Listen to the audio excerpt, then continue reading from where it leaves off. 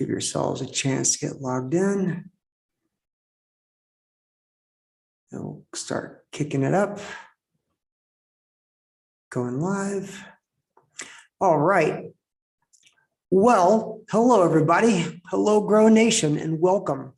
I'm Brett Sklar, Managing Partner at Grow Powerful, and I'm here with the show producer, marketing manager, and the world's greatest Anna Anderson. Now, I say the world's greatest Anna because we luckily just went to go and hire somebody. We're hiring another person, and this person is going to work under Anna. And I said, Anna, go find somebody amazing. Go find me another amazing person like you, Anna. She came back and said, I found somebody named Anna, but she actually is very skilled and very capable. She just happens to have the name Anna. So I said, okay, that's cool. So now we're not a big organization, but we have two Annas. So yay. Okay, so on with the show. Today's topic, we're going to be talking about here at the Grow Up with Grow show, which we live stream. It's on podcast, Vimeo, YouTube, blog, basically everywhere. Today's topic is Grow's process, or our process for transitioning out of engagements. Now, this topic is not really that super exciting, and that's okay, but it is very important. So I think of this as eating your vegetables, eating your spinach. It's not the most interesting or amazing culinary experience you'd ever have, but it is important. So we're going to talk about that process we go through to transition out of or to end a client engagement.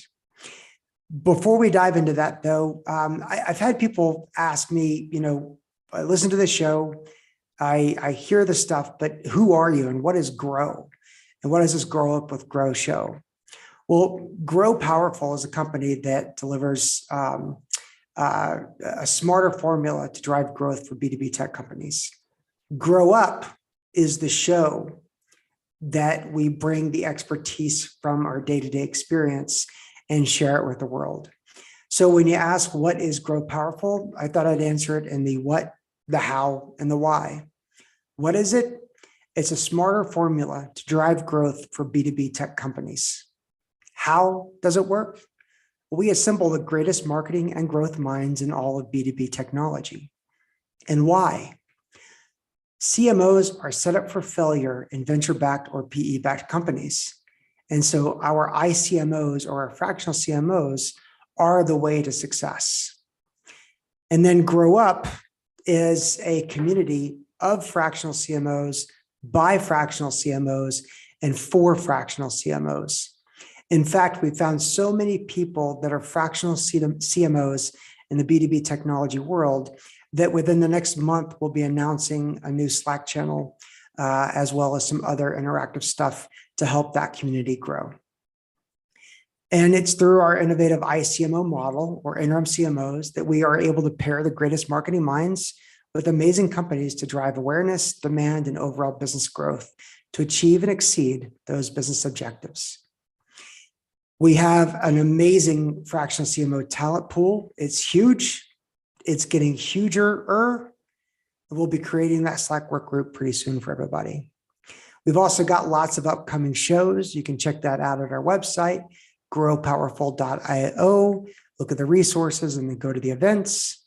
The next one coming up in early June is Storytelling in FinTech with Mr. FinTechFanboy.com himself. So we'll have a couple of people on there to talk about the importance of storytelling in FinTech, financial technology.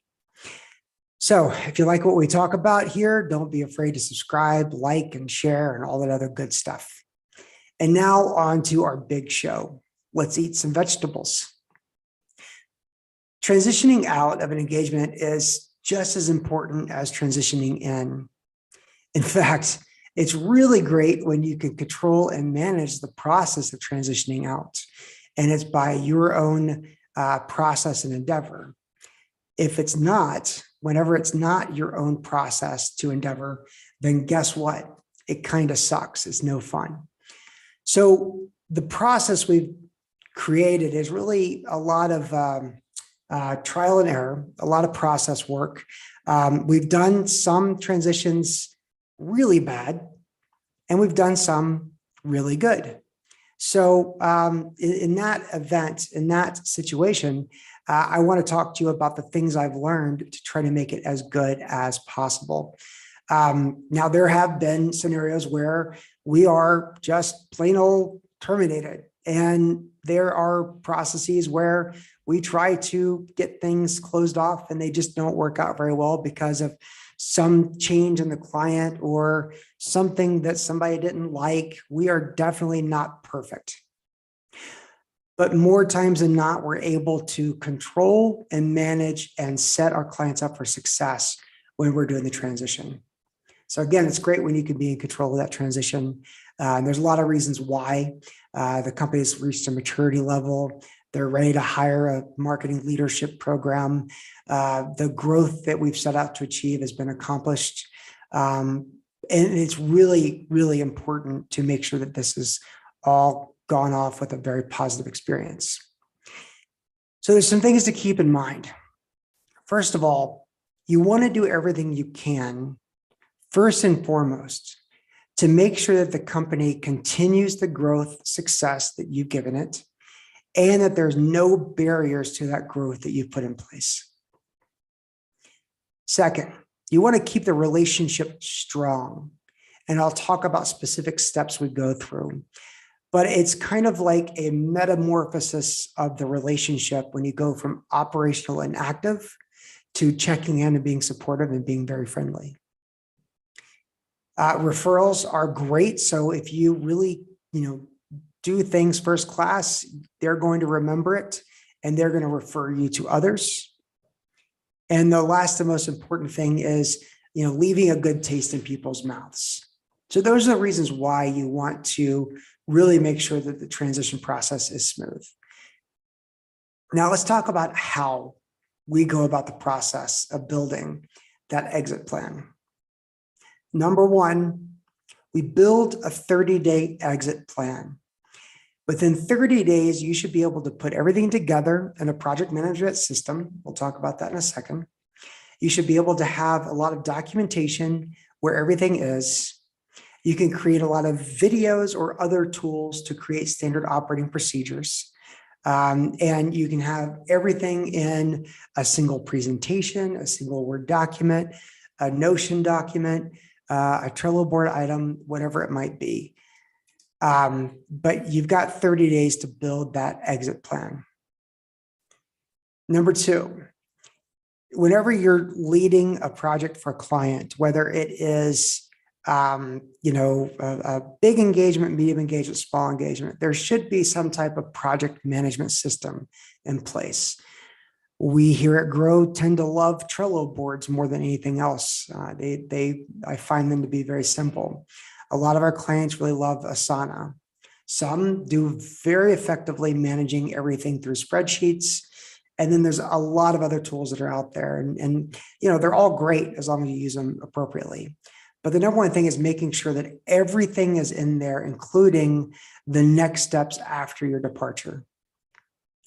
After that, you should really, and I don't like to tell people what they should do because I hate when people go to me, you know what you should really do? I hate that. But here's what you should really do. Meet with every key executive in the company within that 30-day period. Say thank you. Ask for feedback. Ask if they found things to be impactful. Ask for what they think is needed in the next iteration of the marketing team or marketing leadership so you can help set them up for success as you are wrapping things up. Meet with those key executives. And if possible, now this is something that I think might be unique to Grow, but I'm not sure. Most of our business comes in through the venture capital or the private equity board members. And because of that, one of the things that I suggest is meet with those key board members as you transition out. Now, do not bash, do not complain, do not throw the CEO or other leadership under the bus, that will come back to bite you in the ass in ways that I could not even begin to imagine. But meet with those key board members. Ask them what their thoughts are, their perspectives. Ask them, what they enjoyed about the engagement. And then obviously ask them if there are other portfolio companies that would benefit from what you did for that portfolio company. Next up, create a vision of the future. It could include staffing needs at key phases of growth, contingency plans, ideas for budget, ideas for types of people to hire. Create a vision and a roadmap. Now, somebody probably didn't ask for that. They might have asked you for a 30-day plan or a 90-day plan or something fairly tactical. But give them that vision statement of what the marketing and growth plan should look like. They might not use it right away, but I guarantee you it's something that somebody will look at later on. And you basically answer the question, if I were the CMO, this would be my long-term vision. And who knows, maybe after that, they'll want to hire you. They'll want to make you an offer. And, that's a very sincere form of flattery. And you can choose to say yes or choose to say no. Next up, offer to stay in their systems for an additional 90 days, whether that's tracking an email account that they set you up with, or being in HubSpot, or being in the Trello board or Asana board, or some other email marketing or other marketing type of tools.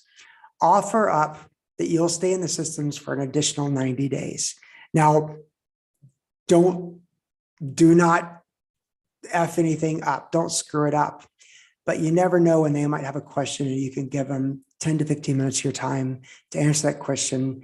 And having access to those systems will really go a long way. Next up, be available to answer questions for an additional 30 days after the engagement is over. Again, back to that, leaving a great taste in their mouth, really making them,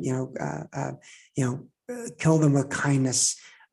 You want to be that ex-girlfriend or ex-boyfriend that everyone is comparing themselves to. So be available to answer questions for an additional 30 days at least.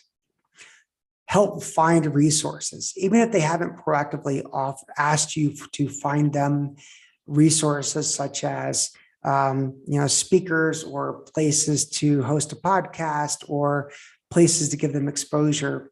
Find those things for them, offer those up to them, again, ending on a great note. Next up, standard operating procedures. Document everything, more than they ask you to document. There are some really cool tools out there that allow a video process of screen recording and audio recording to create standard operating procedures through videos. And those are great, or you just document them, or you do a series of screenshots and put them into a document. Whatever it is, go above and beyond, offer up those standard operating procedures and put them where it's easy for people to find them. I think Vineyard is one of the tools that we've used quite a few times. Next, offer up your network and proactively make introductions. Doesn't matter how good or how not good those introductions are. Doesn't matter how good or not good your network is. Offer it up. Remind them that if there's anybody that you're connected to on LinkedIn, you're willing to make a warm introduction. If there's people you think that might benefit them along the way, offer up that network, proactively make introductions, leave an amazing taste in their mouth. Finally, the last thing here that I will suggest is to put on your calendar several reminders or a task list or whatever it is that helps manage your memory. Check in every 2 weeks for the first couple of months. Don't just send an email. Pick up the phone, call somebody's cell phone. Hey, John, this is Brett checking in. Been a little while since we touched base and, seeing some of your activity going. So really nice work. Let me know if there's anything I can do to help. And then you do that every 2 weeks for the first 2 months. Then for the next 10 months, check in once a month on a regular basis. Again, a phone call. Hey, Jane, I saw that thing that you had in LinkedIn. It looked really great. Hope all is going great. Just a phone call, just a very friendly reminder. So there you have it. We got 1, 2, 3, let's say 10 or 12 different data points about how to exit with the greatest of grace, with the greatest of ease, or the greatest of smoothness. The one thing you don't want to have happen is someone say, well, gosh, you gave me a lot of attention in the last 30 days. How come I didn't get that much attention when you were fully engaged? That's a formula for failure. These steps should be just as engaging as when you are fully engaged in the midst of an engagement.